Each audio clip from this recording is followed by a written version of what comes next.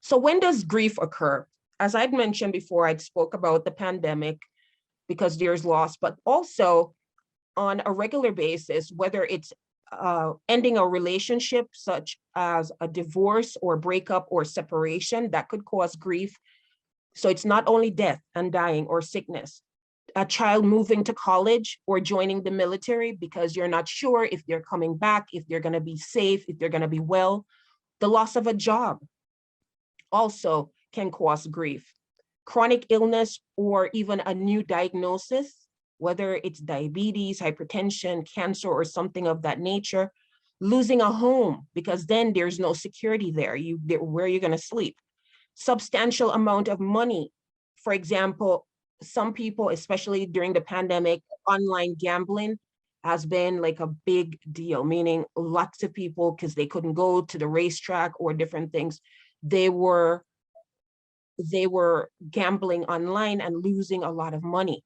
Also, stock market. I don't know if you remember, like several years ago, maybe a decade ago, the stock market crashed. So for example, people who were retired and enjoying their money from the stock market had to go back out to work. For example, we had people in their 70s and 80s that had to take a full-time job to care for themselves because of the loss of money. So they lost a substantial amount of money and it changed their life. So again, that could cause grief. And also scam. We've heard of many instances over the last couple of years where people have people call people on the phone or contact them via the internet, and they steal like thousands of dollars from them. Again, that could be cause grief to that person because again, the substantial nature of the money, especially if you're on a fixed income, because a lot of these scams prey on older folks or people that are not that computer savvy.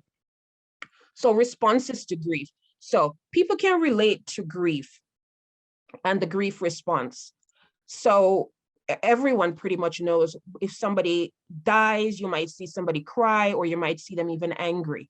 Again, there's a lot of focus on emotional response to grief, which is the crying and the anger. However, there's also other responses which are quite important, such as physical changes, cognitive changes, social issues, cultural issues, or even spiritual components to grief. So it's not just emotions. So let's start with emotional responses to grief. So we're all familiar with crying. Again, if something bad happens, sometimes that's the first sign that someone is going through grief. Then there's also anxiety, sadness, fear, anger, and guilt. You might even see lower self-esteem.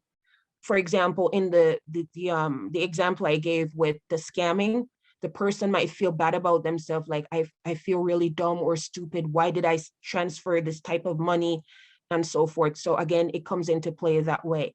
Or if the person maybe married them for money and then divorced them quickly, that could be another reason why they feel helpless or reduce self-confidence and so forth. Irritability is also another sign of emotional response to grief. Loneliness, emptiness, numbness. So again, it goes from one area to the next. So again, from irritability, the person could be numb. So it's like the total opposite. Also, a loss of interest in activities, which makes sense. After somebody dies, the person might not feel like going out anymore for a period of time and so forth. Next, there are also physical responses to grief.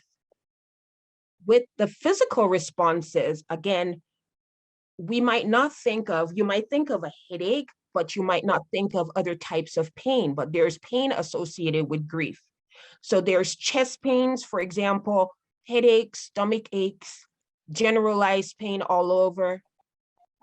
People will also complain of heart racing or palpitations, nausea, extreme tiredness, dizziness, restlessness. They can't sleep, they can't eat or don't want to see food, and also the opposite, where they might eat everything in sight or have this increased appetite.